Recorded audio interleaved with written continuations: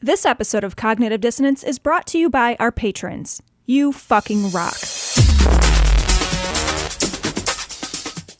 Be advised that this show is not for children, the faint of heart, or the easily offended. The explicit tag is there for a reason.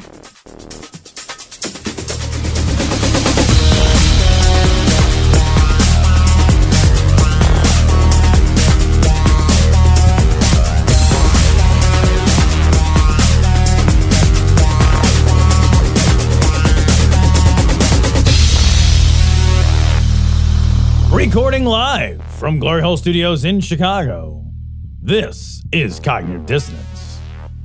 Every episode we blast anyone who gets in our way. We bring critical thinking, skepticism, and irreverence to any topic that makes the news, makes it big, or makes us mad. It's skeptical, it's political, and there is no welcome mat. This is episode 498, and this, Cecil, this is a special episode because we have two things. Two things. One, we have the advantage of pre-recording it so I can go on vacation. Yay! Which means we also have Thomas Smith. Hey, you should introduce me first. I wasn't sure if I was allowed to cheer. I did that on purpose. I wanted to make sure my vacation was more important than our guest. It would have been more of a cheer right. for Thomas if he was first. I was why I wanted to cheer. You're going to go into like detailed travel plans and stuff while I'm just sitting here silent. You're like, so here, I got this hotel over here and I'm going to do that. And it'd be like 30 minutes. And, anyway, and Thomas is here. I'm like, hi. Also, too, at the end of this show, we will be having a Vulgarity for Charity segment. So if you donated money to Vulgarity for Charity, which we hope you did, listen for that segment. Maybe you'll hear your roast, and you can still do that. We're still in the middle of this drive, and it turns out, I don't know exactly because we're recording, like Tom said, we are recording well in advance. So I don't know what our numbers are now, but trust me, we still need more donations. So go out, donate to Modest Needs, send an image of who you want roasted and verification of your payment to Vulgarity for Charity. That's the word, not the number, at gmail.com with who you want us to roast, and we will do it. It's got to be $50 or more. We're hoping it's a lot more than 50. So, Thomas, we wanted to have you come on the show and talk a little bit about our favorite, Donald Trump. Here we are in the middle of the primary season for the Democrats. We're in the middle of impeachment season for the Republicans. So I don't know if this is a rabbit season, duck season kind of moment. It feels that feels way. Like America took a wrong turn at Albuquerque. That's for sure. Yeah, no shit. There's a huge transition that's going on, right? And no matter how we cut it, right now we're about 1 year. So I thought this would be 1 year away from election time next year. I thought this would be a nice time to take stock. Oh, okay. I was wondering how far in advance we're recording this. I was like, are we doing Trump's second term? Should I? So Trump's just been inaugurated for his second term. Did you say third term? Oh, Jesus Christ. Yeah. I'm losing you, Thomas. I'm losing you. You're breaking up. or I'm breaking down. I'm not sure which one it is. Yeah. I am nervous. Yeah. So do you think, is he going to go full FDR? We're going to roll back the Constitution just to decide it doesn't matter and go four as he's on? No, I see. In seriousness, I know you're joking, but like a lot of people are worried about that kind of thing. And I don't know why. Like that for whatever reason, worries about him refusing to leave or like running for a third term. That doesn't bother me. However, I will say this. If I had to put odds on it, the odds of him winning, and just for me personally, I feel like they're higher than I thought the odds were in 2016. I feel like the odds of him winning re-election are better than I thought he would ever be president in 2016. I don't know what that means because that's just my personal feelings, but that's how I'm feeling about it, and it sucks. But how much of that is based on evidence, and how much of that is based on I just don't want to hope anymore because it hurts too much to be crushed every time it's crushed? Yeah, there's a lot of that. I think that I cop to being very surprised by 2016. Like I didn't think it was going to happen. You know, we did a lot of stuff on that back in the day, and I do think I've updated my beliefs about this country a little bit. And the fact that, there's no change really in the structural advantage, the electoral college advantage that Republicans have. So I don't know. I mean, it could really be that Democrats win by like 5 million votes because of California and some other states. And it just doesn't affect the electoral college results, and he's still in. So that's my cheery message for everybody. Hey, everybody. Hope you're still tuned in. The message is, if you're in anything like if you're in any state, but if you're in anything like a battleground state, you need to fucking vote for the Democrat, whoever it is. Absolutely. I wonder, though, do the numbers that we saw in 2018 and now this latest election that just happened where clearly a couple things went blue that people weren't expecting, do you think that is any indicator that, the pedal is still on the gas and we might actually be able to spin this thing around? It's hard to say. I mean, I'll put on my my Nate Silver hat or something. Like I try to follow. Can you get a different one? Why are you going to lie to us? I don't have like a PhD in stats or anything, but my understanding is that one thing that keeps surprising me, and it almost got me again in 2018, where I was like, surely you've seen the problem. You're gonna respect. The country's gonna be like, what were we thinking? Let's just get Beto in the Senate. I thought, there's a chance that we'd win the Senate back.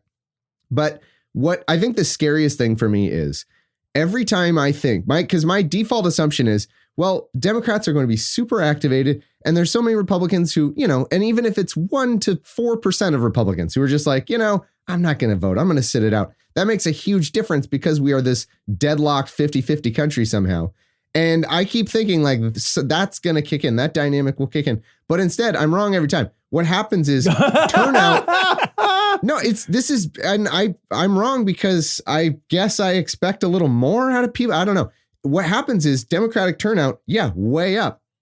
And then you look at the numbers, Republican turnout just as high. Like somehow they're just as excited and activated about keeping Trump in power as we are about taking him out. And it's weird. I never would have thought that. Well, I mean, it's probably because he's doing such a great job for those for those Rust Belt states, right? The Rust Belt states have been killing it under the Trump administration. Because didn't he say he's going to bring manufacturing back? And coal jobs, was that a thing too? I was going to say, I'm hoping that he's going to put my daughter in the coal mine. Like I want my kids working in the mine. And I mean, obviously, you guys know that trade wars are easy to win. They're smart and easy to win. And they're great for the economy. Yeah. That's another thing too. So. Yeah. Side note, what does winning a trade war even mean? I don't know. Does the other side tap out and then they give you all their goods for free or something? Well, you occupy their factories is what it is. It is, and then there's a Marshall Plan to run them. It's a whole. We build a rectangular red hotel and then they have to pay us rent every time. I think that's like his understanding of economics is like about monopoly level pretty much. Because frankly, he was born into that. Like he was born with a fucking hotel on Broadway. What Park Place. I just hope he goes directly to jail. That's all I hope. So tell us, Thomas, about his accomplishments, because I'm curious. I am curious now. Well, I thought we should do some research, get all sides here, and so I found some resources. There's baldeagle.hillary-for-prison.bengarrison.geocities.com. And I got a few just to okay. Are these straight from QAnon's mouth? First accomplishment. Did you know he personally abolished all of Obama's death panels? Where were the death panels at? And could I go there like the Supreme Court and just sit in the pews or whatever it is in the stands and watch people get put to death by a death panel? There is no job I want more than to be the guy on the death panel. On the death panel. There's no job I want Tom to have less than being on the death panel. See, I don't want the death panel responsibility. I just want to be at the end of the line with the stamp that's got the you're dead or you're not. That's a killer stamp. I agree with you. That's an amazing stamp. There's just a stamp that says no, and it's right on someoud's forehead. It's got a big circle around it. And rejected. And you're gonna milk that thing. You're gonna make the loudest noise because you have to. I mean, or you get one of those old fashioned metal ones that rolls and yeah. That would be amazing. The more action, the better. Yeah. Just the more noise and act. Because you're in a dystopia, so you might as well do dystopia stuff. You could not oil it so it sounds like it's screaming every time. Okay, the other option, if I was sitting on these death panels, the remodeling I would do in that room, it would be Just everybody my wears a decorating cloak. budget. Everybody's got to wear like a big cloak, and everybody has a sickle next to them. What I want is either a lever and they have to stand on a trapdoor. there's a rancor underneath. Yeah. Next. Oh gosh. That's an excellent option. You could have a vaudeville hook. But it's got to be a sickle. It's got to be like the Grim Reaper sickle, and it comes out and it gets them and pulls them off. That'd be good. I also think it should come out while you're deliberating, so you could go either way. You know, it's like end our decision. You know, it's like add. Or you could have like that panel of like X's buzzers. You know, like. I think what you need to do is you need to have it be like the voice where there's a big X in front of each judge. And like while you plead your case, you can either hit no or yes, and then America's Got Insurance. That's what we should call it. Your seat turns around like you're turning your back on them. It's amazing. That third vote is going to be pretty fucking nerve-wracking, I'll say. Simon Cowell always goes for death. Why is that, Simon? He's just yawning. Yeah. People are dying all around him. In my country, we don't kill people like this. There's just a pile of corpses outside. Here's one. Did you know he won every non-biased vote in 2016? He presided over the highest year in human history, 2 years running. Yeah, 2019 was the biggest. It was the biggest year. The highest, biggest year we've had. Very biggest year. These have been very big years. 2019, 2018, 2017. Every year I'm empowered, the year goes up. Yeah. That is you think that's a coincidence? He boosted diplomatic relations with Mexico by completely forgetting about making them pay for lunch. He sure did. And that's something only Trump could have done. I'll give him that. Oh my God. Yeah. Here's one. Presides over the largest U.S. population ever. I think that's similar to the year. I don't know how it's true. He ousted President Obama. I guess he did. Yeah. I don't know. Ousted. I don't know. I don't know if you could use ousted. Yeah. Rid the world of that dictator. Ousted him. For this dictator. Got a couple more here. He took away Representative Elijah Cummings' will to live. Oh. That one, all right. That's too far. I don't know why they true. That's just true. I think he's done that with a lot of people. We could just blame every death in America on him. And then finally, I've got one more of these, and I vetted this. Is absolutely true. He got rid of Clinton and Podesta's secret child sex dungeon. And if you look, there's no trace of it now. It's actually completely gone. I'll say this too. It's like it never even existed. Is the weird thing. Like it's like it's been scrubbed from everything, which is impressive. They moved it from there to Jeffrey Epstein's cell where he killed himself. They moved it, that dungeon. Well, they called ServPro like it never happened is their tagline. Look, okay, obviously I made those up, but like, did I make those up? No, some of them are absolutely true. Some of them are 100% true. Are they like any less ridiculous than what Trump claims his accomplishments are? All right. Yeah. I can't wait to hear. Real list. And I got to say, this is, all right, I'll try to get it together, and do some comedy, but to see this webpage on the whitehouse.gov, it's their official Trump accomplishments. It's just truly fucking sad. Like I've been nonstop bummed out about 2016, but this was just one more punch directly to my scrotum that I just didn't.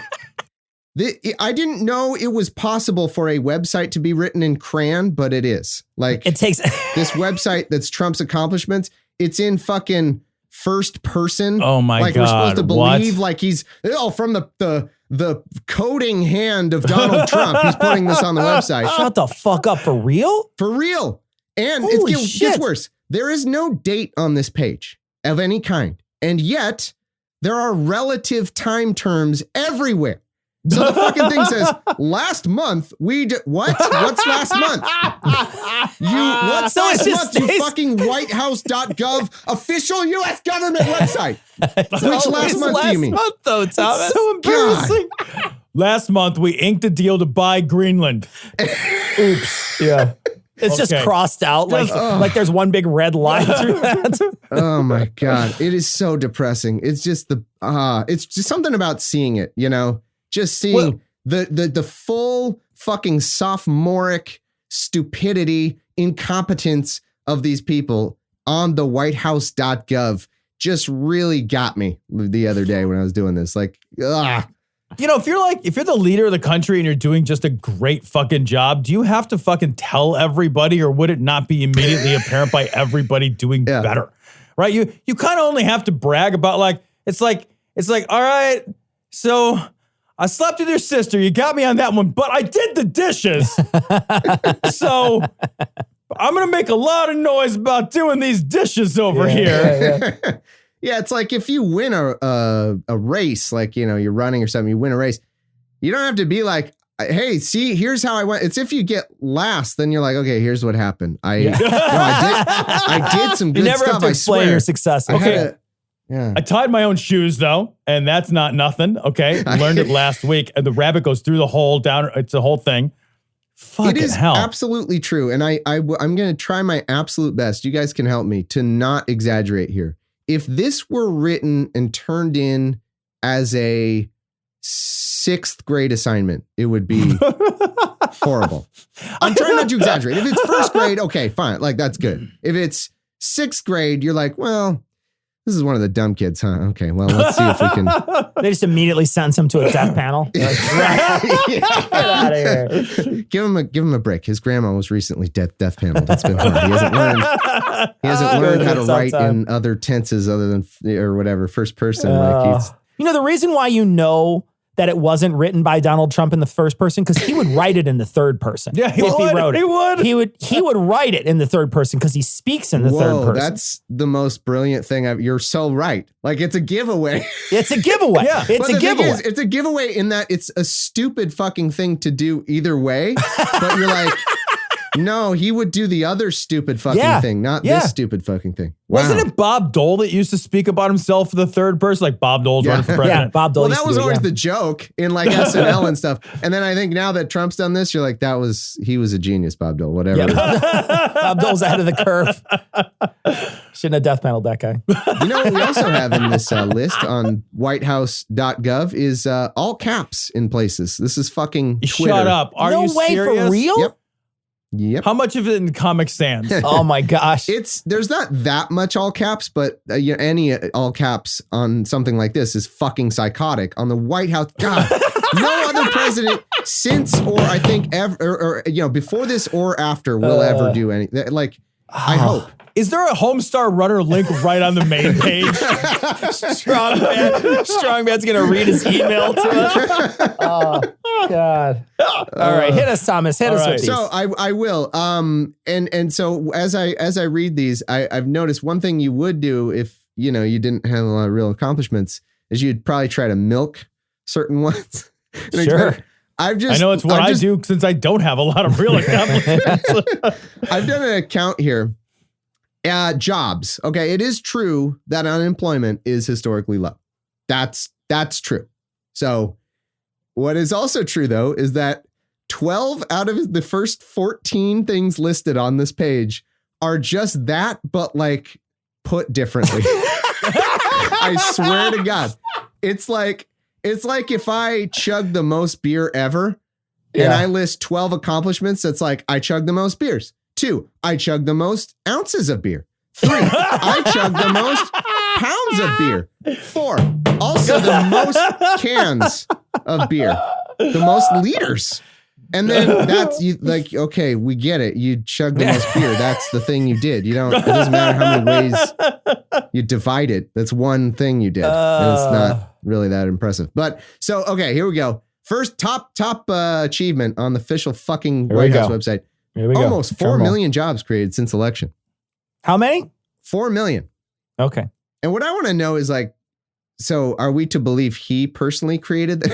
I know, right? That's one piece. Okay, but that's to be fair, rich people are job creators. Yeah, it's They'll true. tell you while they're taking your tax money. Also, how good are the jobs, right? That's one of the things that we keep hearing is like, oh yeah, he's creating a bunch of jobs. You're like, yeah, but if I got to work 2 or 3 of them to fucking survive, that's not good. that's not a good job. That's a shit job. Thanks for creating 4 terribly paying jobs that I now can fill all of my hours of the day instead of just 16 of them. Yeah. And I know, I remember hearing Ben Shapiro talking about this and saying, well, people that have multiple jobs in this country is only like 11%. You're like, 11% of people have multiple jobs. That's a lot of people. A lot of people. Yeah. Turns out that's a lot of people. So yeah, and even if those numbers are low in comparison, it's still a lot of people. Right. It's like, it's like, well, I used to be broke, but now I'm broke and tired. And have less time. Yeah. Fucking great. Yeah. What a fucking upgrade that is for your fucking life. And also, how much of a trajectory was this from prior I to was him gonna being get in? to that. That's, Yeah. That we can do the meta talk. Well, here, let me read through the copying over ones. More Americans are now employed than ever recorded before in our history. Shut up! It's as transparent as the beer thing. That's really on there. That's really another number 2. one. Well, Does that sound like a sub bullet? That's just No, what that's unemployment and employment means. And Are you sure it wasn't like that's translated into another language and then retranslated out of a language or something? Like, what is happening? And I was joking, but that's, if you're just saying more, that's like my most population ever. Like, it's kind of Right. You didn't. Also, There's highest the lowest year. unemployment. Good job. You that got means the highest more year people wake up and come any to work. president. Oh my God. We have created, it says, this is this is word for word. Bullet 3. We have created more than 400,000 manufacturing jobs since my election. He's not solely taking credit. His team of people that he fires on a rotating basis, based on whatever the fucking whatever fucking Mad Max rules exist in the. It's like a fucking relay race at this point. Yeah. Like, you hand off the ambassadorship to someone and they run as fast as they can and they hand it off to someone else and then they tap out. It's like Russian roulette with one of those guns where like a flag comes out that just says you're fired. I love too that he's such a fucking coward. He can't even actually fire people. That's the best. But anyway, you guys know, I mean, I'm pretty plugged into political everything, right? And I am embarrassed to say, my wife and I were at a pub trivia we like to go to. It's nice and fun. And there was a question that was, who is Trump's current chief of staff? And I said, well, I surely should know the answer to this since I follow this and nothing but this really closely. And I was like, fuck. Do you guys know? Is it Mulvaney? Your head? It's Mulvaney. You would have gotten it. Yeah. I was still back like 4 resignations ago. I was sifting through my mental, because I thought Mulvaney, I was like, well, Mulvaney's still on the budgets, right? Or did they move him? Thomas, we only know this because we were stumped by it too. Both of us were like, 2 weeks ago, we're like, wait, who's That's Mulvaney? Awesome. And we were just like, wait a second. And then we had to look it up and we're like, we didn't even know who it was. Okay, I very much only know reason Mulvaney is because was. But he was hired as the Office of Budget guy, right? Yeah, I know. Once I saw a picture of him, I knew who he was. Yeah. Right? Because there's so many rotating names, I don't remember the names. It's like Game of Thrones, where you're like, I know what that guy looks like, but I don't know his name, right? I don't know his house. I don't know his fucking heraldry, but I know the guy's face. Yeah. And so that's how it is in the Trump administration. It's like, I know who the Mountain is, and I know who Jamie Lannister is, and I see all this stuff. But I see that guy, and I'm like, oh yeah, that's the budget guy. Well, then I see him talking, I'm like, wait, now he's the what now? When did he get promoted or demoted? I don't even know. Demoted, I guess. Well, did you guys hear the story from the Daily where the guy who became the undersecretary for the VA found out that he got that job because he turned on the TV? Turned on the TV. And Trump's like, and now the undersecretary for the VA. And he's like, wait, I'm the what now? Yeah. And several times he found out about meetings the day of while he's sitting at the press conference with the president. He's like, and we're going to have a big meeting this weekend. You'll be there, right? He turns and looks at the guy and he's like, no, I won't. He's like, I got shit to do. No, I won't be there. Because you didn't ask me ahead of time to be there until right now. Send me an Outlook invite, you stupid fucker. So amazing. He is such an interpersonal coward too. That he fires people via tweet. I mean, we all know this, but multiple stories of he will tell, like a little fucking coward. He will tell people on the phone, yeah, you're good. We're good. Going forward. Yep. Mm-hmm. Yeah. Oh, yeah. Tell me about what you're doing over there. Oh, mm-hmm. And then like an hour later, that person will see a tweet saying, I've just fired the whatever. I swear to God, this is true. Fucking that's just so incredible. Who was the guy who was like Trump fired him via tweet and he tweeted back? He's like, I fucking quit. What are you talking about? Wasn't that John Bolton? I think it was Bolton. Bolton did that. Yeah. Bolton said, no, I resigned like 2 days ago. Right. What are you talking about? You didn't fire me. This is the craziest world to live in. And I know Mulvaney because he's like the little leprechaun that was taking everybody's money early on. Or is that what leprechaun is? That a reverse leprechaun? It's like a reverse leprechaun, yeah. Yeah. It's a kleprecon. You won't get me because he would just fucking announce, here we did a little budget work, no money for anything, and we're putting it all in fucking rockets or something. I don't know. Rockets. Yeah. So yeah, that's the worst. So here's number 4. Manufacturing jobs are growing at the fastest rate in more than 3 decades. Shut up. For real? That's the same thing. Another jobs. Okay. All right. Here's one. Here's the first not directly job related one. Okay. As in not directly unemployment related. Economic growth last quarter hit 4.2%. Again, last quarter. What quarter is that? I don't know. What fucking oh my God, last quarter? It's the last one. It's quarter, the last one. Q3 fiscal year 20 whatever. Exactly. You can't even do that. God. Do you think that's purposeful though? Do you think they're saying that way so that someone can go to the White House list of it and then be like, no, last quarter he did this thing? If you're looking for reasons why, just to say last quarter, even though it might not be true. I really think it's sheer incompetence. I really do. Okay. I think that's it's fair. That's people fair. who just have never had any consequences for any behavior in their life, and they think they're fucking geniuses. The whole administration. Do you guys watch The Good Place? No. It's a great show, but there's a character on it who is a perfect send up of like the older, I don't know, the generation above ours probably, but like older, wealthy golfer dad that just thinks everything he does is fucking brilliant. They're all that guy from The Good Place. I'm sure many of your listeners know the reference. They're all that guy. But anyway, one thing I was going to say, I meant to say this about Mulvaney and the staff. Do you guys know the reason? It's actually a real legal reason partially why he's doing all this, why he just shifts people around? No. It's because it's because he can't get anyone to work for him. Right. Yeah, that's because who would want to work for him? But it's also because he can't get anybody through Congress. Yeah. He can't through the Senate. So the law is you can have people fill in on a temporary basis without Senate approval if they already hold a different position. He just has interim people after interim people everywhere. It's to avoid Senate accountability. Now they've been the reason they can do it is because they were approved in like 2017 for whatever the other job was. And so all he has to work with is a pool of the 4 people that are still around. If it's even that many. That well's going to run dry eventually. He's going to dip the bucket down. There won't be a Bolton to fill it. I got another trivia question for you. Who's the current Secretary of Defense? Oh, Secretary of Defense. I don't know. After Mattis quit, I don't remember. Do we not have one? No, I don't think we don't have one.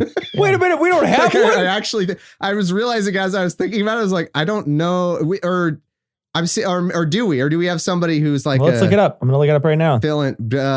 Mark T. Esper. Who the fuck is that? See, exactly. I don't fucking know. All he does is shuffle them all around. So he takes one guy from something who's doing a horrible job. And then, by the way, that creates a vacancy wherever they were. And that's just filled by undersecretaries. It's just a fucking... Jim Mattis retires and steps down on the New Year's Eve, 2018. 2019, January 1st, Patrick Shanahan became the acting. Then and he did it till June. Then on June 24th, Mark Esper took over. And then from July 15th through July 23rd, Richard V. Spencer was the acting. And then they went back to Mark Esper. So it's not even that he just went from Mattis to Esper. He went from Mattis to Shanahan to Esper to Spencer to Esper. That's just one position. This is the best thing I've ever seen. That's amazing. I'm going to hire the best people, such the best people. You wouldn't believe how the best people. Good. It is truly amazing that not only does Trump not hire the best people, he hires, and what are the odds? He hires lifetime Republicans who then become angry Democrats who are just biased against him within 5 minutes of working with him. What are the odds that he finds all of the shadow? I guess we have a bunch of like spy Republicans that the Democratic Party has like infiltrated or something. Because wouldn't you know it, they work with Trump for about, a week or a month, and then they're outed as the real Democrat they were all the whole time when they say, well, this fucking idiot is a piece of shit and we can't do anything. They suddenly I come quit, back to be basically. a secret Democrat the moment that he doesn't like him anymore. He really has a way of picking the exact secret Democrats that were coincidentally lifelong Republicans. Isn't that weird? It's amazing that they make it through the incredible stringent vetting process that he has. Without being found out. These people are masterminds. I kid you not. This is real. I mean, I've read a lot of the books of the Trump administration.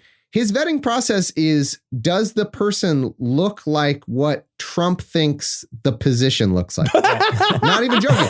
That's why he has all these generals doing everything. You look like he a sees Secretary the of general Defense, costumes and he's like, well, these people clearly are important. And then he just wants generals and everything because they look cool. They look impressive to him. I'm surprised he doesn't like Secretary of State isn't just like a hot chick in a pencil skirt. This is what secretaries look like.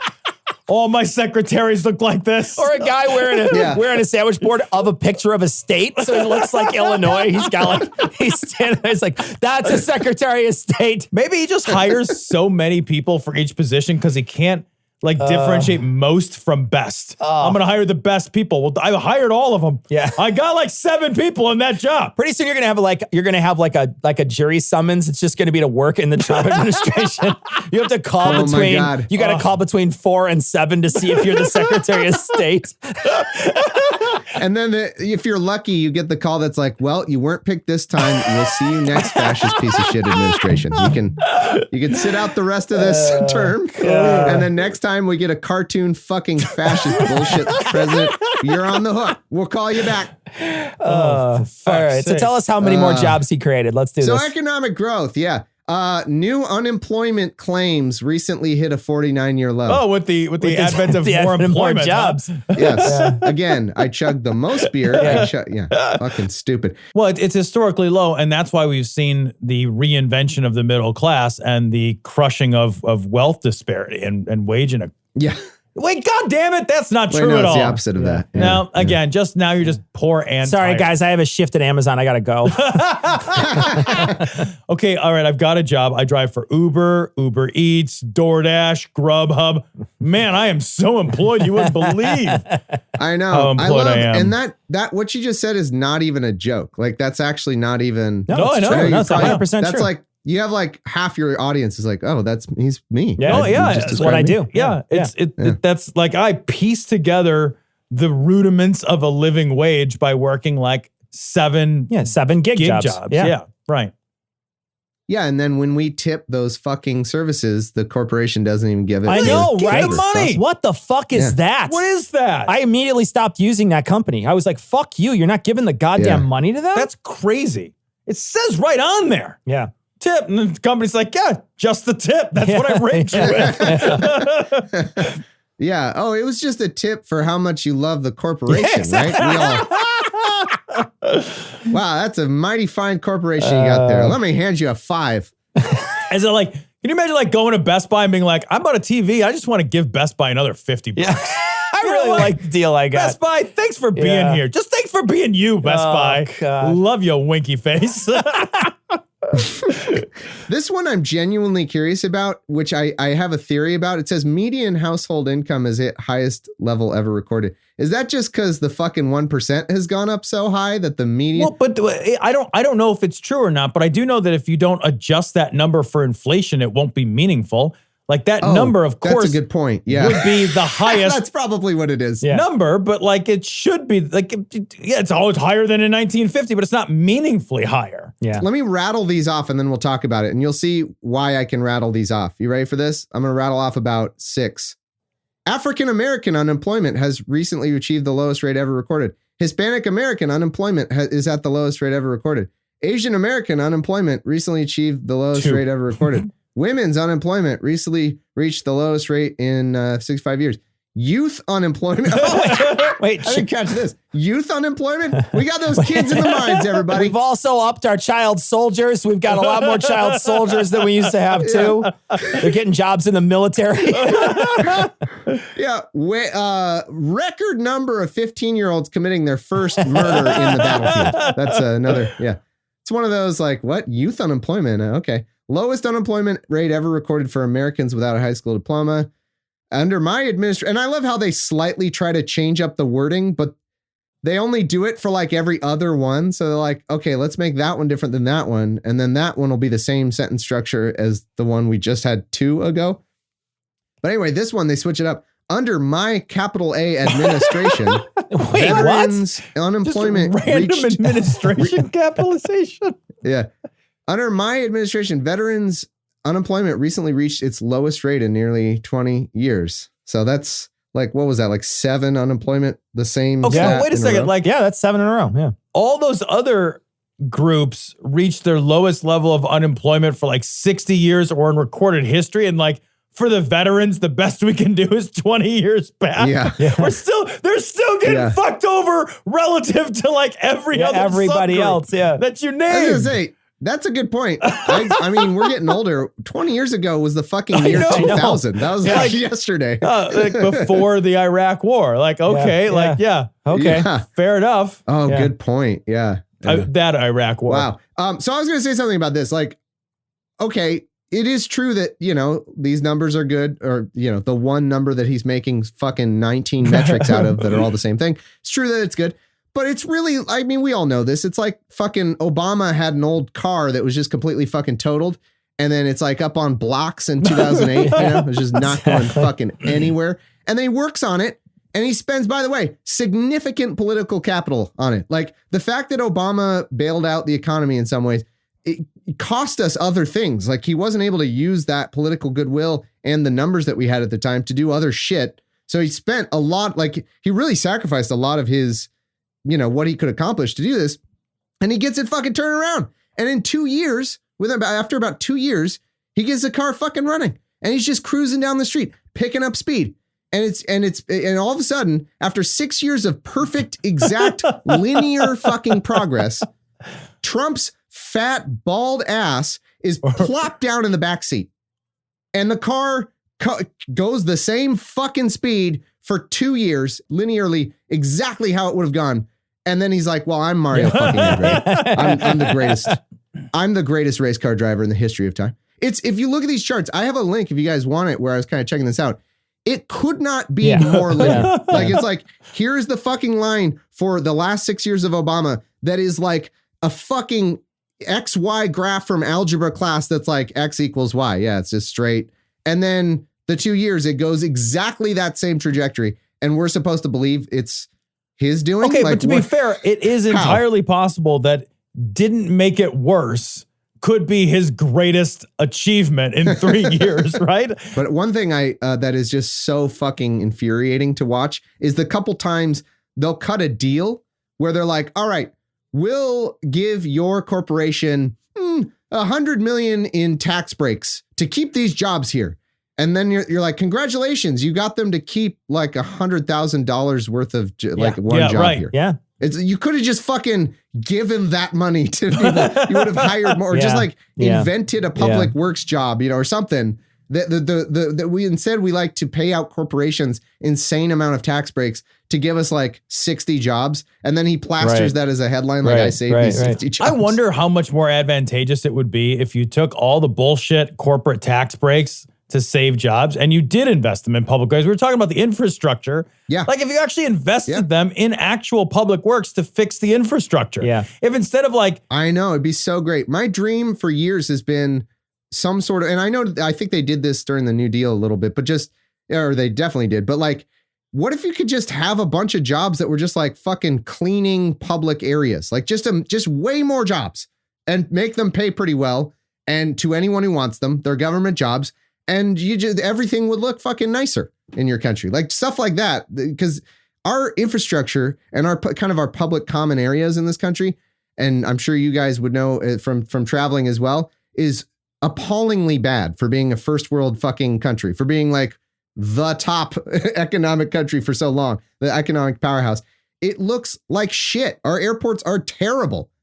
There's no excuse for it. It's other than, I think, this Paul Ryan-esque conservative ethos of let's not spend any money on any nice things that we all might want to use. Instead, let's pocket the money. And that means working people pocket their 14 cents and rich people pocket, The other thing too is, like even if I just give him this and just say, yeah, you let's just say the economy is up and the jobs are there, right? The jobs are and the economy, I don't know if the stock market's on your list there, Thomas, but the stock market clearly is the highest it's ever been. But we talk about this, we say, okay, I'll give you those. But one, how you got there and how unethical you've been in office cancels all that shit out for me in the first place. But then we aren't addressing the deficit, which is something that they address all the time and talk about all the time. The other side constantly can't shut up about the deficit. But when their guys in it and running it up, they don't give a shit. They're just like, whatever. And that infusion of cash is going to have some effect on the markets. There's just no way that infusion of cash that we're not getting into the government is going to have some positive effect on the market. It's just true. Let me tell you this. You're so right. And I am actually quite worried about the deficit. I don't want to go all fucking Ron Paul on you guys, but here's why I'm worried. It is true that deficits don't matter that much in certain scenarios, and especially like in 2008, 2010, when you are trying to bail out your economy, when you're trying to jumpstart your economy. That is when, from my understanding, economists are like, yeah, just fucking borrow, get cash into the market, get stuff going. That's the best way to do that. But we aren't in that scenario, and we haven't been in that scenario for years. And so what you're supposed to do is when things are good, you maybe do the opposite, where you're like, okay, we don't need to be borrowing so heavily. We can kind of trim that deficit, get rid of the debt a little bit when things are great, so that when the next rainy day comes, you've got that room to kind of try to bail yourselves out. We've done the opposite. We have absolutely, and you know this, I mean, fucking, and Mulvaney was the one reporting on mysteriously, the deficit rather is now like $1 trillion. It's way more than we thought. Whoa, weird. Who could have predicted that trickle down economics has been the joke that it's been forever, and that your tax revenues don't go up when you cut the fuck out of taxes. Weird. And this is times at their best. So growth wise, we have been on an unprecedented, length of economic growth in the stock market, that kind of thing. That's exactly the time when we should have been doing the opposite. We should have been, Bill Clinton in the 90s got rid of the budget deficit and balanced the budget because things were good. So I'm genuinely scared. And here's why I'm worried, because Democrats aren't going to fucking do that. And I don't really blame them, because all we do is Democrats get in power and Republicans go, oh, the deficit. Oh my God, you're spending so much money. Never mind that Obamacare was completely paid for. Yeah. It was completely fucking paid for. Never mind that. They'll still say all these things. So I think Democrats have probably learned from the lesson and are going to, in 2020, if they win, are going to be like, well, fuck you. We're not listening to this again. We're going to pass whatever the fuck we want. And I worry that genuinely our national debt could just, the interest will get so extreme that it's going to have a severe effect. Interest only loans. Interest only loans. Yeah, the government's going to be like, can we get a payday loan? Yeah. I just need to get through to the end of the week. Well, all these solutions are short-term solutions. Like the tax cut is a short-term solution. All of this impulse impetus into the economy is, and the Fed cutting rates, et cetera, all of that is short-term stuff that like balances the economy on a knife's edge, I think, to try to stave off the inevitable recession until after the 2020 election. Then once that election is here, then you got to pay your bill. But at that point, you've already secured the election. So you're already in power for the next 4 years. Oh God, think of how bad you're going to fuck the economy up for 4 straight years too if you win that. I really can't see any way out of this, because you can't, it's like maxing out all your credit cards. It works for 6 months, right? Yeah. Like while you're, until you achieve all your spending limits. And then at some point you run out of buying power and you're like, all right, well, what next? And it's just like, there's no more next. Time to call Peter Francis Geraci and bankruptcy tapes or whatever. Get your bankruptcy info tapes. Yeah, I totally agree. And also, I think, look, what is the fucking economy? Step one, what is the economy? It's a complicated thing. The stock market is not the economy. No. And it doesn't mean that everybody, and I think a lot of what's propping it up is, and I'll give Trump this. I think there's like 3 categories of achievement. There's, this is fucking bullshit and you did nothing. That's most of them. That's like 98% of his accomplishment, quote unquote accomplishments, is that's not real. You're taking credit for something that would have happened anyway, or just nothing. Then there's stuff that he actually did that you would want him to do. Like, oh, I accomplished this and everybody recognizes that's great. Can't think of anything, like maybe al-Baghdadi, I guess, like would be something where everyone's like, all right, I guess. What about the criminal justice reform? That's not totally nothing. Say that again. Criminal justice reform. Oh, yeah. There's some criminal justice reform that you got to give credit for. Yeah, that's on the yes, he signed it, but he did nothing to write it or to had any involvement. Like at this point, I'm like, he didn't refuse to sign it. Yeah, no, that's true. Honestly, you have to, as president, you got to say that about him. I think you do get credit for signing the legislation, and he did, and that's great that he did that. So that I guess that would be like one or two things in that category. And then there's things he accomplished that, yes, he actually did them, but they're fucking evil or stupid and you wouldn't want him to do that. And there aren't that many because, again, he doesn't accomplish stuff. He's a fucking idiot, but there are a few. And one of the biggest one I would say would be taking over the federal judiciary. And he recognized this is the smartest Trump has ever been, and will ever be in his life, was recognizing that he needed to do this. And when he became the candidate, after the primary, he got together those fucking Federalist Society ghouls and was like, all right, give me a list. This has never happened before, by the way, in our history. He was like, give me a list of who you want. The Federalist Society. This isn't a government group. This is a club for originalist LARPers that love, like they love it's cool.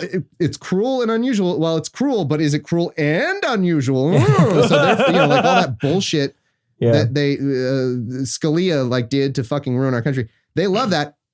He got him to give him a list, and then he publishes it of here's my list of candidates, and that's never happened before. The idea that some outside group is functionally, you've just given control of one of the biggest powers of the presidency to this group. Now, we kind of knew that was always happening in private, but it was amazing to just openly be like, yep, here's my list. And that was the smartest thing he ever fucking did. And allowing the evil, amazing fucking evil geniuses of McConnell and some other people, and Don McGahn actually is a big part of this. I was watching a program on that the other day, to just completely take over, putting in the most backwards fucking fundamentalist judges, and pair that with the fact that McConnell had done the reverse of it, which is not allow Obama to put in anybody for years. Yeah. And then that's the greatest accomplishment of his presidency. And it's going to be with us for 30 to 40 years. Oh yeah. These people are, they're appointments. These are appointments, and they're going to stay forever. Yeah. Yep, they're going to stay forever. Fucked forever on that. There's a lot of lower courts now that have people from him. And then the highest court in the land is now, because of him, it's now more conservative than when he took office by far. Yep. And he was going to get that seat anyway, right? He was going to get Scalia's seat anyway, but then a quasi middle of the road judge steps down, and then he replaces him with Brett Kavanaugh. So, you just have you have a far more conservative court now than you ever did before. The only other thing I wanted to do on his actual accomplishments is it is true that if you fucking raid the treasury and hand it out to all the richest people in the worst tax bill fucking ever. I mean, this tax bill has made it. I'm sure you saw that graphic that went viral the other week. We're in the future here, the other month. Last month. Last month it's now that the richest of the rich are paying less in taxes than us as a percentage of their income for the first time in ever. And it's true that if you do that, then rich people will be excited. It is true that you make rich. And so some of these accomplishments are the manufacturers are very excited about the economy. Yeah. Rich people are very excited. They would be very excited when you hand them this massive tax cut. And personally, I suspect that the market is very dependent on that. And I feel like we could be in for quite a severe crash if a Democrat is elected. Yeah. Because I think it, like you've said, I think it's sort of running on borrowed time a lot. And then the minute rich people are like, oh, fuck, I might have to pay some of my billions and all, then they'll pull all their money out of everything, and we'll have a huge crash, and it'll be a whole mess. That's my happy prediction. But there you go. There's I think those are his real two accomplishments that if you are a fan of those things, well then, he's the fucking greatest, but they're evil and I don't like them. So Thomas, your shows are clearly going great. I mean, you one thing I wanted to mention to you about opening arguments is I'll see podcast threads on my feed, my Facebook feed, and people I know have never listened to my show and I don't know at all will be posting on there and saying opening arguments. So I'm seeing it everywhere. It's really great. It looks like you guys are really killing it. And then your other shows are a lot of fun. If not as popular as opening arguments. fair. I like it. I like the comp assault there. No, also we have a Patreon on OA every week we read that says Cognitive Dissonance is my favorite podcast and opening arguments is a close second. So it goes both ways. We got a guy. Okay, cool. Hey, it's a top patron too, so that's good. That's a value. You want that one. That's a value. Yeah, good stuff. So Thomas, if people are going to find you on the internet to listen to all of your myriad of shows, where would they go? Yeah, any podcasty thing you use. I will say this: since I've come back, I don't remember the last time we did this, but I've taken on a co-host on Serious Inquiries Only, Jamie Lombardi. She's a philosopher, and she's a Bernie bro. It's funny. We disagree on some stuff, but we agree on a lot, and that's made that show a lot of fun. I hope if anybody hasn't checked it out in a while, maybe check out the new format with Jamie. I think it flows a lot better. It's a ton of fun over there. So check out Serious Inquiries Only if you'd like to hear more politics talk. Opening Arguments, of course, is, in my opinion, the best resource for really knowing what's going on in the news. And that's as a listener. Like I'm not the fucking expert. That's Andrew. I really do think it is just the best way to know what's going on. It's just Andrew does such a good job. And I got Philosophers in Space, which is a fun, nerd-related show that takes your favorite sci-fi and talks about the philosophy that underpins it. So that's another fun one. So thanks for giving me the chance to plug all my million podcasts. And thanks. Yeah, thanks for coming on, Thomas. This was a lot of fun. Thank you so much. I appreciate it. Well, it's time again for Vulgarity for Charity. This week, they talk about someone. I haven't listened to it yet, but I will. It's just a lot of shows and podcasts. I've watched Mandalorian. It's pretty good. So please continue to donate at citationpod.com/vulgarity-for-charity. And also you can use just Vulgarity for Charity or VFC or V, the number 4C on Dissonance Pod and on Citation Pod. It all goes to the same place. But be sure to donate, please, because it makes us look good. Like we're, not a bunch of assholes or something. Well, I guess we are, but like in a good way.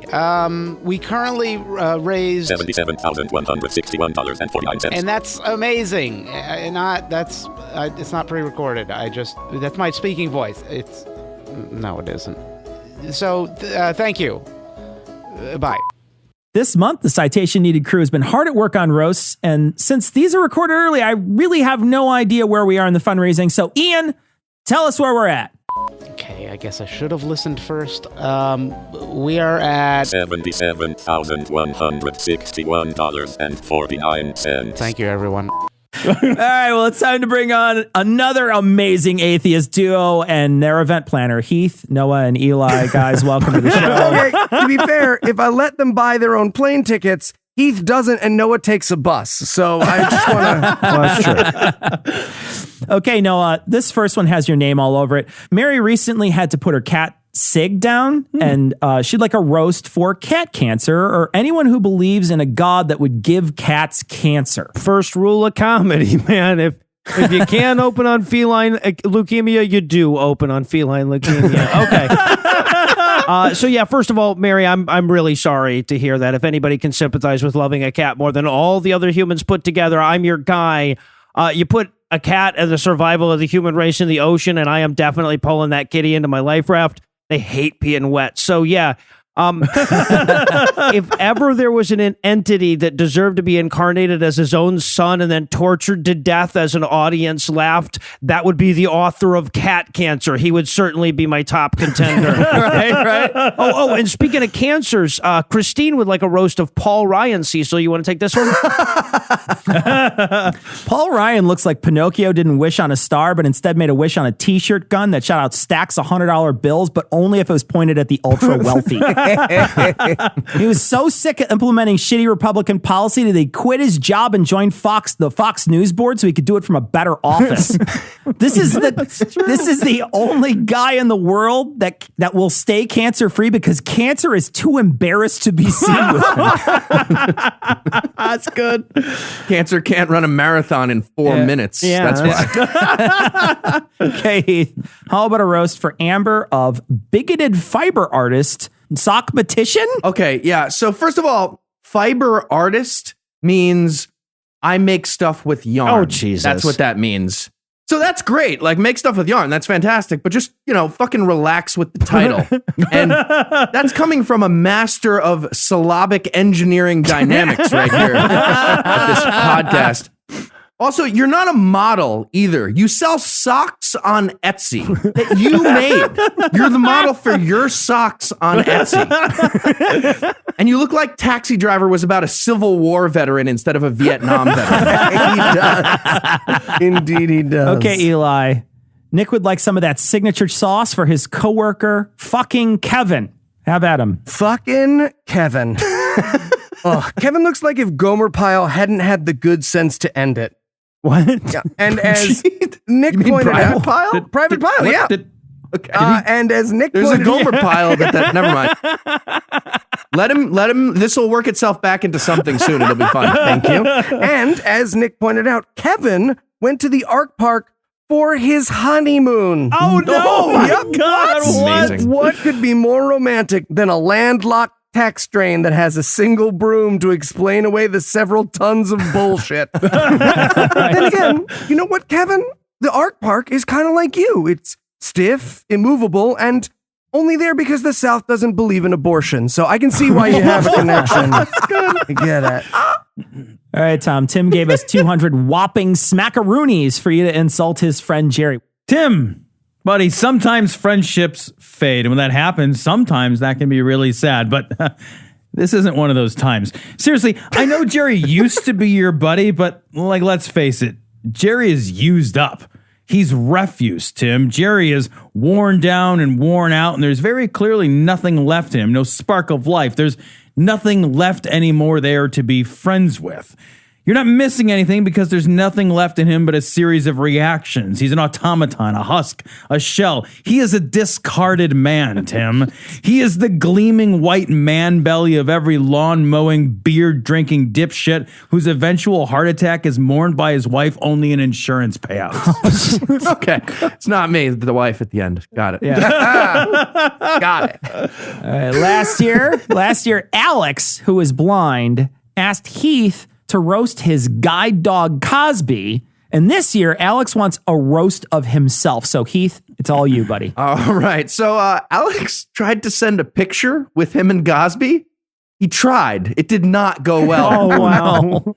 Yeah. In the email, he actually says, yes, before you ask, I took the shot myself. So he's aware of this. In the photo, I can see Alex. Just wanted to brag for a second. I can see him, unlike Alex has ever done. And we'll go into Alex's appearance in a second. But Cosby is just barely in the frame. He is in the picture, but just like a tiny little slice. And Cosby is very clearly making the angry guide dog signal for, dude, just let me hold the fucking camera. What are you doing? You're an idiot. God damn it. All right, everybody raise your paw if you have sight. Just me? Great. Let me get the camera. And circling back to Alex, let me try to put this in terms Alex can understand. Alex, you look like the Greek economy smells. Do you know what that? Do you know what that is? You look like a gas station hot dog tastes. Like that one that's been on that roller thing for weeks and you know because you marked it. You look like what it feels like to touch the face of an ugly person. Does that help? You know when you touch an ugly person with your hands on the face? You look like that feels. And seriously, you look like David Silverman on chemo. So maybe change your fucking dog's name from Cosby at this point. That'd be great. Okay, Eli, I got one for you. Andrew gave us $250 for you to give his sister's fiance the tongue lashing he deserves. Okay, I don't understand why Andrew did this. Like, isn't it mean enough that your sister is only marrying him for his Make-A-Wish? Jeez, I haven't seen a couple less fit for each other since the rapper T.I. and the 21st century. She is a lovely dark-haired woman, and Andrew's soon-to-be brother-in-law looks like Griffin McElroy dipped his face into bees. You know what? Maybe I'm wrong. Maybe he's got just a huge, thick personality, Andrew. Maybe he's got a really goofy personality. All right, Cecil, this one is for you and Heath. All Ben right. gave us $220 for you both to roast Dr. Richard Garfield, the creator of Magic the Gathering. Fantastic. Okay, great. Look, Rich, I get it. But you had to create something you could tap. Why not invent the fleshlight, though, if you're going to go over that? Yeah, and congrats on being the world's #1 manufacturer of incels since 1993. It's good stuff. You've prevented more ugly people from having sex than the bartender turning the lights on at the end of the night. It's impressive. You invented cardboard eugenics. Wow. That's such a good line. No, Cindy would like you to roast her brother, Mark. Okay, all right. So I know you guys all think I'm going to talk about what an animated dildo he looks like, because when you're gifted with such cartoonish bad guy grotesqueries in terms of physical appearance, it's a bit of a layup. But I'm going to set aside how penis-like his overall form is, because he also gifted me with a penis-like personality to go into. He says Cindy is selfish for not having kids. He chastises her for loving her pets too much, and he's the kind of asshole that gets mad at other people for using words he doesn't know. Like, she said the word anachronistic around him, and he accused her of intentionally making him feel stupid. Dude, if you are ever not feeling stupid, that was an oversight on your part. You should have already been doing that before she even started talking. But if you must know, anachronistic means you and everything your patriarchal bullshit represents. Okay, Tom, why don't Learning you... here today. Yeah, it's kind of chronistic too. Tom, why don't you wrap up our special request section with a roast of William's ex-wife, Jody? All right. Well, a woman like Jody is actually always an ex. This is always something discarded, rejected. She is a moment in someone's history they regret and always will be. Jody is the kind of woman who cycles through the lives of people that later look back at their time with her and shake their head thinking, that was a bad time in my life. Jody is a bad time in life. Jody is benchmark bad, as in, yeah, that girl is bad, but not like Jody bad. Jody is not the new low. She's the same low. She's the bar everyone you've ever hated still managed to crawl over, except Jody. Nobody will ever choose Jody. Nobody will keep her and hug her tight to them, grateful just to have her. Jody will always be used and discarded because she is a disposable person. Jesus Christ. Excellent. Okay, gents. The roasts are flowing in ever faster, and we've got to keep our head above water. So you know what that means? Ooh, you never should have laughed at me for wearing water wings in the studio. No, it means it's time for another Lightning round. Big thanks to Michael, Mary, Kevin, Jason, Jacob, and Jack for their donations. Once again, we'll be taking on the bottom of the political barrel this week, but it's not like these folks had much choice. For this spiking round, tell us what job they should have gone for instead and why. Okay, so the first one is Heath.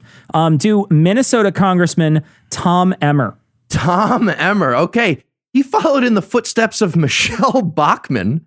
So, Tom, I guess you should have been learning to be a minstrel who walks behind a woman who genuinely believes she's a witch and tries to cast spells. And then, you sing limericks about the grunty nothing that just happened right after she does that. That kind of works for being a Republican in Congress, too, I guess. So that's fun. Speaking of which, also practice up on being a fossil.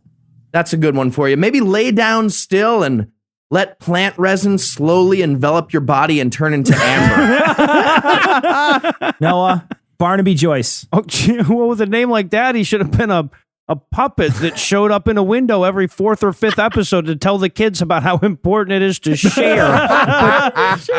But I looked into this guy. Given his marital situation, that would only work if it was a kids show themed around wife swapping. So maybe, I don't know, maybe in Australia. I don't know. All right, Stephen Palapalooza Palazzo? Face transplanter for little Dutch boys. Like if a little Dutch boy gets attacked by a monkey, Stephen Palazzo will have had a purpose in life. Like that shit's gonna click in like a Lego. Otherwise, not so much though. Not so much. Tom, Louis Gomert. Louis Gomert would have made an excellent squirrel hunting guide. Dog. Would have made a better dog. He would have excelled at being a Popeyes cashier right now, or the assistant to the head of accounting for the KKK. Ooh, yeah. All viable options. Okay. He kind of looks like Popeye. It does. I'll take Ron Johnson.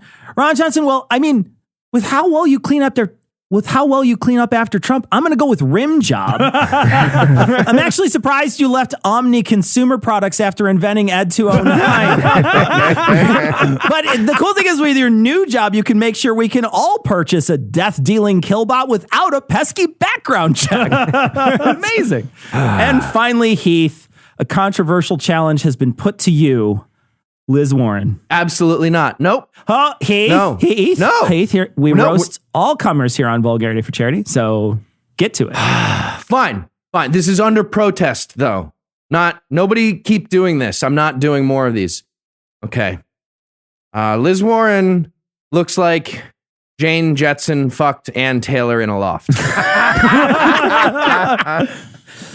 We all knew you could do it, buddy. We believed in you. Love you, Bailey and Liz. You know, here at Puzzle and a Gloria Hole Productions, that's not real. Eli, don't write that. I just thought we might.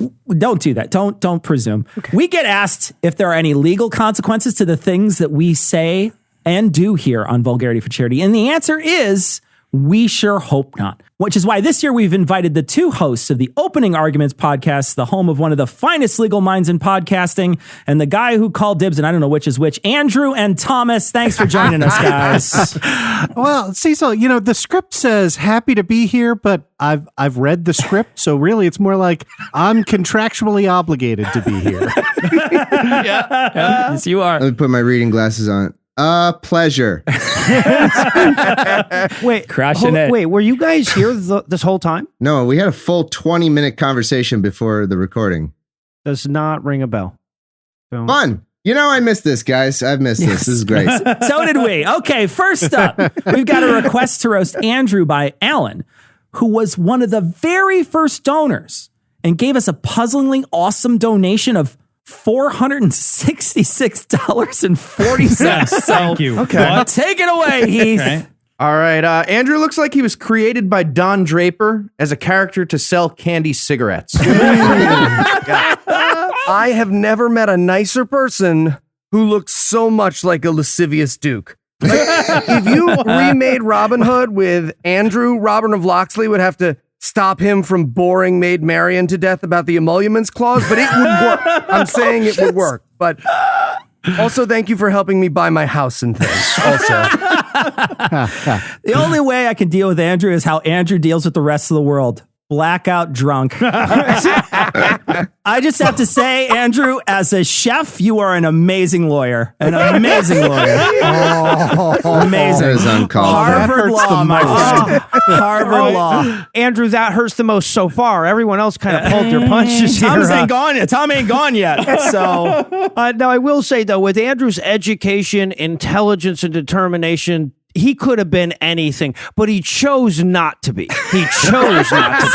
that's okay. That's a one-up, I think. All right, look, Andrew is the smartest guy in the world except for one thing.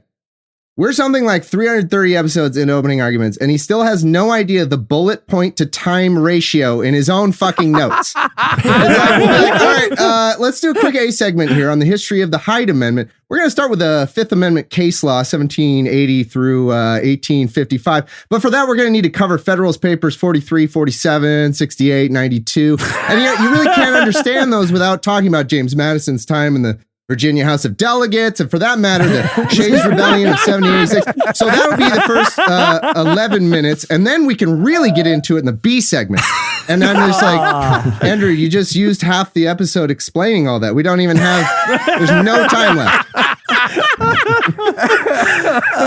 Just like your regular episode, I stopped listening halfway through. I was explaining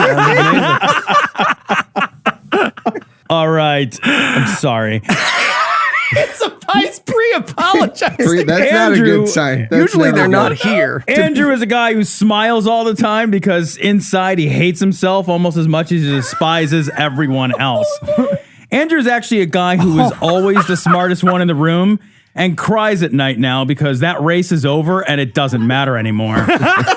Andrew is nice to people because he has to be, because he's afraid that if he were to tell everyone how disappointed he is to be standing next to them as if they were equals, he would be the outcast.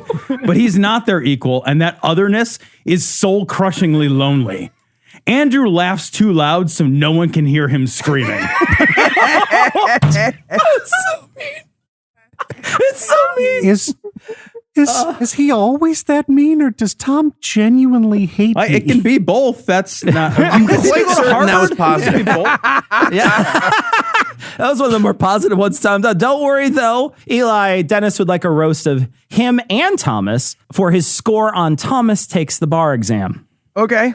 Well, it's actually pretty easy because you both are unfairly attractive and make this hard, but I don't want Thomas to defeat my wife in an MMA battle, so I'll do my best. Let's see. Dennis looks like he's about to star in a commercial for Blue Moon and boats that he stole. Dennis, I don't know if you're a cop, but you super look like a cop. You look so much like a cop, your wife made you show her your dick before she agreed to a joint checking account. And as for Thomas and your score on TTBE, I get it. You're distracted. Sure, we who listen to opening arguments get to sit back and take our time, muddle through the questions on our own, but you got to answer in the moment, all while hoping that Brian edits out that sneeze from 2 minutes ago. It's a lot of pressure. We get it. And he's not going to do that. He's not going to do that, no. But if I can give some advice, you should approach TTBE the way I approach diets. You should cheat. And when you do, that's how you'll know you're ready to be a lawyer, Thomas. Is that the unspoken message behind the bar that I will never get to because I won't ever cheat? Andrew's been waiting this whole time to just be like, finally, you figured it out. But he's had to come up with questions. You keep coming up with them because I haven't figured that out yet. Okay, I get it. That's right. Yeah. All right, Andrew, here's your chance to show off your stuff. Ilan gave us $150 to have you roast Rudy Giuliani, so have at it. Ooh. All right. Okay. Well, thanks, Alon. That's kind of low hanging fruit. But before I start, I've of course had to sit down and read the rules of professional conduct, which unfortunately allow a court to sanction a lawyer for, quote, insulting behavior, end of quote. So, and I am not making this up, the Fifth Circuit Court of Appeals has some guidance for me as to what I can and cannot say about another attorney. This is a real case. I am really quoting from the Fifth Circuit. I cannot call him a stooge, a puppet, incompetent, or inept. I definitely can't mock him for graduating from a 29th tier law school. I can't call him a scoundrel, a washed up has-been, or human garbage. And I cannot stress this highly enough, this is a real case, I am definitely not allowed to describe Rudy Giuliani as, quote, a weak pussyfooting asshole who has been dead mentally for 10 years. So, thanks to the Fifth Circuit for doing my job for me. And back to you, Cecil. Oh, okay, all right. Okay, Thomas, I got one for you. Michelle gave us $50 and asked that you roast Eli and Anna Bosnick for horning in on you and Heath's romantic vacations to France and California wine country. Thank you. Finally, someone Michelle. said it. Jeez, Heath, someone said it. So it's and you too, and It's about we don't time. have to And your pretend anymore. love. It's out now. Oh, thank God. That's such a relief. I know. Oh, man. You know, I will say this. Heath is... What was that? Did you say something back? Heath is the No? Or are you just going to go It ahead was with the your roast? Skype. No, It go ahead was with your the- roast. That's it was great. That's the- great. No, we had a great time. Yeah, it was the It's fun. Skype audio. Definitely. Heath is the best boyfriend I've ever had.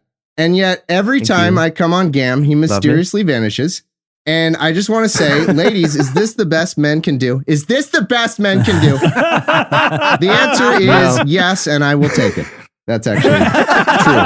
The best I can do. Oh, but I was supposed to roast the Bosniks. Well, if you want a designated driver who won't do any drinking and yet will still be just as dangerous behind the wheel as a drunk person, true statement. have I got an Eli for you? And then Anna's got the backseat driving covered, so the whole Bosniak driving experience is just pure animal chaos. It's like, have you seen the movie Event Horizon? It's actually, they channel a portal into a car with both Bosniks in it. Yeah. And that's what that's based off of, actually. Yeah. Okay, I've got one for both of you now. Zachary gave us $500 and requested you guys roast Jack Butterfingers Danalicki and Richard Bandon Boston Sinnott. Jack Danalecki's nickname is Butterfingers, not because his fingers accidentally slipped on the pepper spray 18 times, but because sugar and peanut butter literally make up half of his body mass. His blood type is extra crunchy.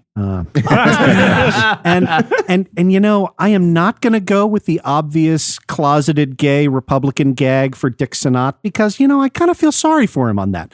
But I'll tell you what I don't feel sorry for. Dick is a tin pot dictator, a tiny little pinprick of a hangnail of a man who talks tough in the repurposed interior conference room from 1974 that they call his courthouse because he's got a guy with a gun who'll do whatever Dick tells him to do, at least for now. But I got news for you, Dick. After holding a lawyer in contempt for reading the fucking law at you, the Massachusetts Commission on Judicial Conduct is about to make sure pretty soon that you're going to be on the other end of that gun. Well done indeed. Now, as I recall last year, you gave a proper tongue lashing to third-party non-voters. Well, Jeff and Sam each donated for a repeat performance, so let it fly, guys. Third-party voters. All right, look, I get it. You're still doing part of the process. I get you have the right. You have the right. Yes, you have the right to vote for somebody. Hey, you don't think the main two candidates line up, so you're voting for a third-party candidate because they're more in line with what you believe. I get it, but what I want to know is why do you stop there? Why not write in your own name? Just vote for yourself. Like you're the only one who agrees with you 100%. And then in the back, and then I'm sure you're responding, well, but Thomas, I don't have any chance of winning. Yeah, neither does your third party candidate. No chance. It's equal chance. You and the third party candidate, equal chances, mathematically, within rounding. Amazing. And true. Non-voters. True. You know, Douglas Adams once described the New Zealand kakapo as a delightful, extremely fat little bird that is so stupid, it has not only forgotten how to fly, but it's forgotten that it's forgotten how to fly, right? So the kakapo gets all agitated and mad, and what it will do is the fat little kakapo will run up a tree and jump out of it, hurtling itself to the ground with all the grace of a brick, often injuring or killing itself in the process. This is why the kakapo is nearly extinct. So listen up, non-voters.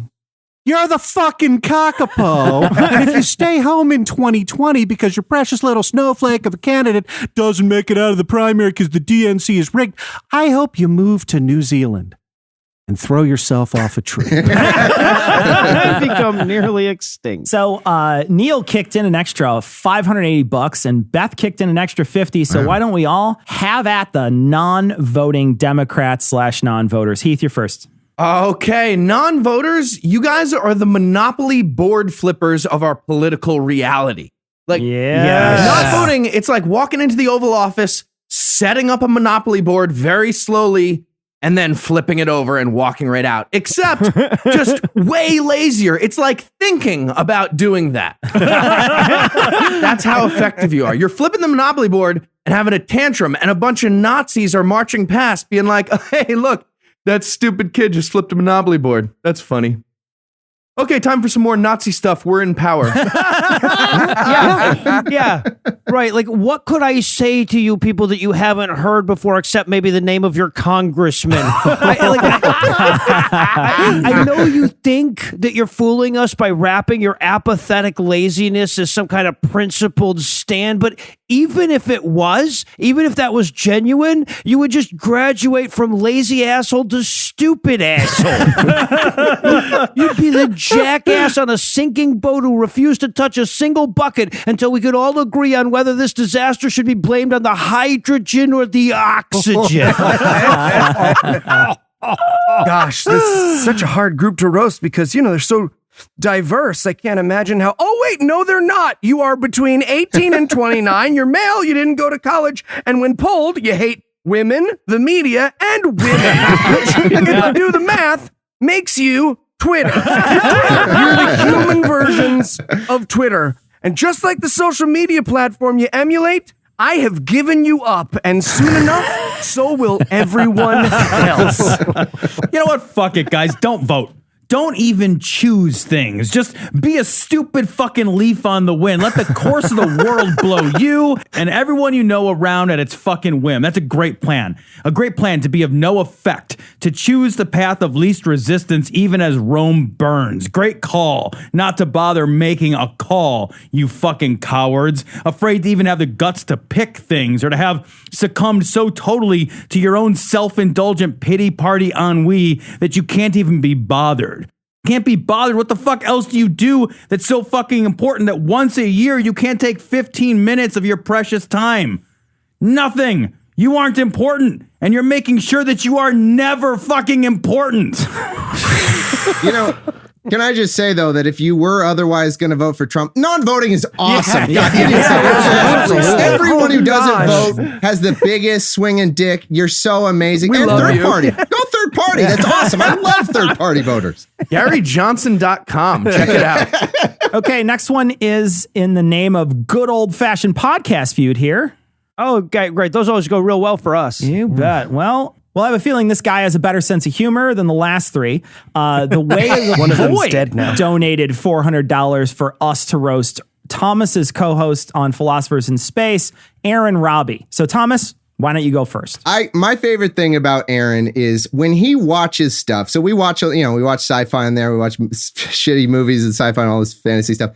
And when he watches stuff, he's like Neo at the end of the Matrix, but instead of just humans and acting and stuff, the little code he sees is just themes.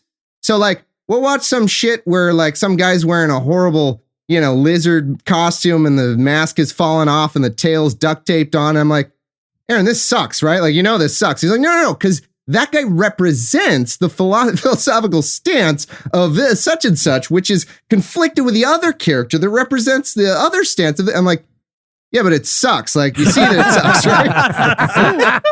right? Yeah, and he looks like he's super pleasant and helpful with the cops at the beginning of SVU. He looks like everybody who does that. Looks like Seth Green's cuck double. Ouch! Unlike Heath, I have nothing bad to say about Aaron, and that is completely unrelated to the fact that he might be the largest customer of my most important client, Amalgamated Mustache and Beard Oil, LLC. Okay, Aaron, I hate to do this, but you're mispronouncing Nietzsche. As a philosophy grad myself, I can say with 100% certainty it's pronounced, do you want a booth or a table? All right, well, but to be fair, you're either mispronouncing Nietzsche or you're pronouncing it like an asshole. Unless you're Aaron, in which case you somehow manage both. That's an impressive feat, bro. Yeah, Aaron Robbie is the worst undercover Jew I have ever seen. And take it from me. Aaron, you can believe in as few gods as you want. They're still loading us on the train first. The extra B won't fool them. All right, Aaron is a lot smarter than I am, and look where it's gotten him. Seriously, I spoke with Aaron, and I needed a translator and a stiff drink to get through the conversation. Aaron is one of those serious, sober guys that everyone invites to the party to add gravitas, but then avoids because he added too much gravitas.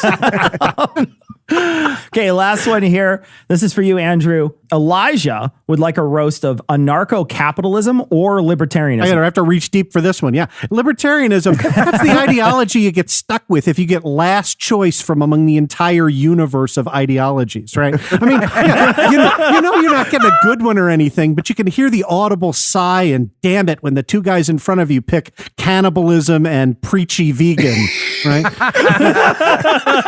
But hey, got picked after Eli.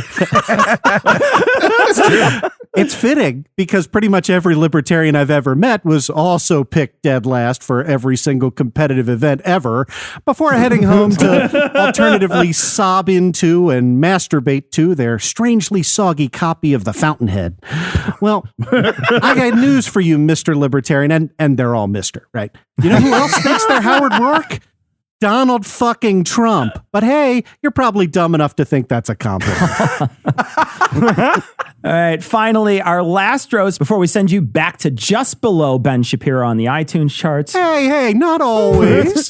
Emma donated $50 and would like Noah to compliment Thomas. P.S. No cheating by using his adorable babies. Hold on. What if I double her donation, though? I could double. I roasted Elizabeth Warren, and she could be listening. She could be listening right now. Could she? Is that really? It's physically possible that she has ears. Liz is a huge fan of the Glory Hole. Come on, Thomas. She's listening. Anyway, go ahead, Noah. Come on. All right, fine. Thomas has an enormous penis, right? Like if you dug up the LHC, he could use that thing as a cock ring. It gives the line at the DMV length envy. It's so intimidating that when he gets into a cold pool, the water shrinks. Those are great, but I think you're just recycling compliments used for patrons on Scathing Atheist, right? Right, yeah, but I'm using good ones, though. I mean, they're good, but I think Emma deserves something genuine, though. Fine. Okay. Legitimately. Thomas isn't just willing to change his mind. He's eager to, which is great because he's wrong about a ton of shit. But I know this is going to sound like a backhanded compliment, so bear with me to the end here. Thomas actually, he's one of the few people that I know that knows his intellectual limitations, pushes up against them, and still recognizes them. And that's really hard to do when you're as smart as Thomas is. Oh, no, that's really nice. I got to say. But despite all that, you're terrible at Trivial Pursuit, though, I will say. God damn it. You got three. You got the easy questions, and you know it. It's just all the questions are easy, Thomas. It's Trivial Pursuit. Not the ones we got. All right, Andrew Thomas, thanks for coming on, guys. We appreciate it. Thank you. Oh, thanks for having us. Oh, thank you guys so much. It is really a fucking incredible thing that you guys do every year. We are so happy to be a small part of it. It is so cool. Let's end tonight with the strange, the specific, and the downright weird. Here we go. Tim Robertson, whoever that is, donated and would like a roast of Clyde, Ohio. What? Yeah, the little town where he lives. The little town that's too boring for Tim Robertson. So yeah, when I looked up things to do near Clyde, Ohio, all that came up were the Commodore Perry Service Plaza on I-90. Nice. What? And the National Suicide Prevention Hotline. This is a dead-ass town whose chief economic export is the fact that recycled cans are worth twice as much in Michigan, and whose town motto is you can barely even smell Cleveland from here. All right. Oh, no, I have a perfect one for you, Cecil, since you have such a discerning palate. Angelica would like a roast of Coors beer. Okay. Coors is the 55 miles per hour in the far left lane of beer. It's the unsalted peanut butter of the drink world. It's the let's just stay in and watch the 6 o'clock news of brewing. It's the all right, we can just cuddle in a frosted glass. It's so boring. Mid-sip, you can't help but take out your phone and see what's happening on Instagram. All right, Heath, I don't know why I think you'll crush this one, but you will. Jeremy owns a barn wedding venue in Georgia and would like you to roast his clientele, people who get married in a barn. Okay. Hey, Jeremy's clientele. stop living in Georgia. Also, stop getting married. Yep. You're making fundamental mistakes about existing as people in two major ways. Noah and Lucinda, they managed to pull this off, but they're better than you. They're better people. They're so much better than you. Almost everybody else besides them is boring after 5 minutes, let alone 5 years, let alone a lifetime. Let alone a lifetime in fucking Georgia. You gotta switch it up. With the same person trying to tell you the same joke again and smelling the same when you wake up next to them and doing the same things wrong when they organize the dishes and making the same mistakes about the structural integrity of the food they're trying to hold. Wanting to share thoughts and emotions together. Fuck that. Fuck all of that. But I like the barn thing. Barns are cool. By yourself. What were we talking about? Nothing. Nothing. Okay, Eli, Chris would like you to roast that guy in the D&D game that refuses to play correctly and insists on killing, robbing, seducing every NPC they encounter. The murder hobo, otherwise known as everyone the first time they play D&D ever. Who doesn't crack open the Dungeon Master's Guide and think, here begins my creation of a world and story. I sure hope everyone ignores it so they can try to force me, a 32-year-old fat man, to pretend to be a barmaid who's fucking them. No, please, steal everything. Gather gold and ignore the villagers' cry for help. Everyone loves a story about the guy who stole stuff and murdered people for no reasons. But hear me, murder hobo, for my curse is already upon you. As you play, you will grow calmer. Your games will grow more fun, and the memories of your murder hobery shall fade. Fade until one day a world of your own springs from your mind. Perhaps the story of a young rogue who prowls the streets of Waterdeep, trying to find her lost long brother. And on that day, as you start to unfold your tale, my bard will spend 45 minutes trying to fuck her until I get bored and then start playing on my phone. Okay, another one for you, Noah. William would like you to give the business to broccoli. The vegetable? Broccoli. Okay. The vegetable. Broccoli, the vegetable. Broccoli. How the fuck are you still even a thing? Right? Like, you keep showing up for the party, we keep shutting off the lights and pretending we're not home, and then you just keep showing up on our plates any fucking way. You're like a cauliflower whose heart isn't really into this. You're a means to a dip, and not even a good dip. You would use carrots for a good dip or something. You're the styrofoam packaging of food. Okay. There was definitely a little bit of eugenics to that roast. I felt like anti-cauliflower, there's something going on there. Keith, I hate that I have to give you this note all the time. You see eugenics in too many things. And lastly, on a truly bizarre note, Austin gave us $150 for Tom to deliver a signature roast of himself. All right. Fuck it. I am faking it all the time and hoping I never get caught. I spend most of my life trying to keep all the cards from tumbling down, but I can't, and I won't. Eventually, I know it will all catch up with me. When it does, I will be crushed beneath the inevitable weight of my own fumbling incompetence, and worse, my confidence and bluster. I'll be buried by my insistence that I can when I can't, and when the skin of my teeth is finally not enough, and when the curtain is pulled back and I am cornered and desperate, I will fail knowing that I've destroyed all the people who have hitched themselves to me. Every single day of my life is a Ponzi scheme, and my best case scenario is to die before I get caught. It's a Ponzi scheme you don't make money off of either. Jesus. All right. Well, while we gather around to beat up Tom for saying that shit about our friend Tom, we'll take a break. I lose no matter what. And there's still 2 more days to donate, so get them in, guys. Thanks for coming on, Thanks, Scathing guys. folks. We love you guys. Hey, thanks for being a part of it. Thanks man. for having us. Give more money.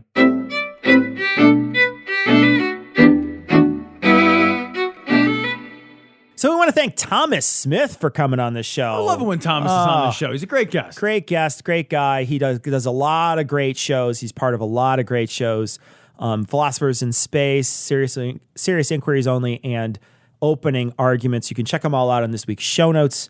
And you can. We're going to link to each one of them. We also want to thank the Puzzle and Thunderstorm crew, the guys we do Citation Needed with, for coming on to do another episode of Vulgarity for Charity, another installment of Vulgarity for Charity. We want to encourage you. We're not done yet. That we want to make sure that we keep our foot on the gas. We want to make sure that we keep donating. Remember, you can go to modestneeds.org, donate $50 or more. You'll get a roast, vulgarityforcharity@gmail.com. That's where you send in your roast request, and we will roast whoever it is you want roasted. We will do it, but we want to make sure that people are still donating. Keep your foot on the gas. There's $100,000 on the table. We don't want to let that money go away. Every dollar you donate counts double. So please, please, please donate. You name them, we'll flame them. Absolutely. Here we go. Absolutely. That's going to wrap it up for this week. We're going to leave you like we always do with the Skeptic's Creed. Credulity is not a virtue. It's fortune cookie cutter, mommy issue, hypno-Babylon bullshit.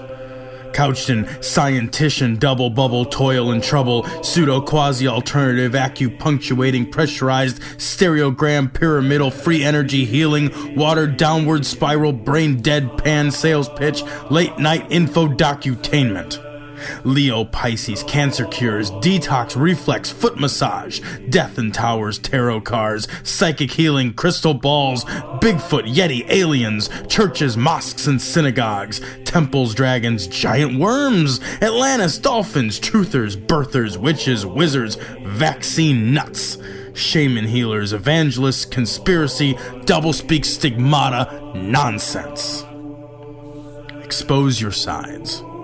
Thrust your hands, bloody, evidential, conclusive. Doubt even this.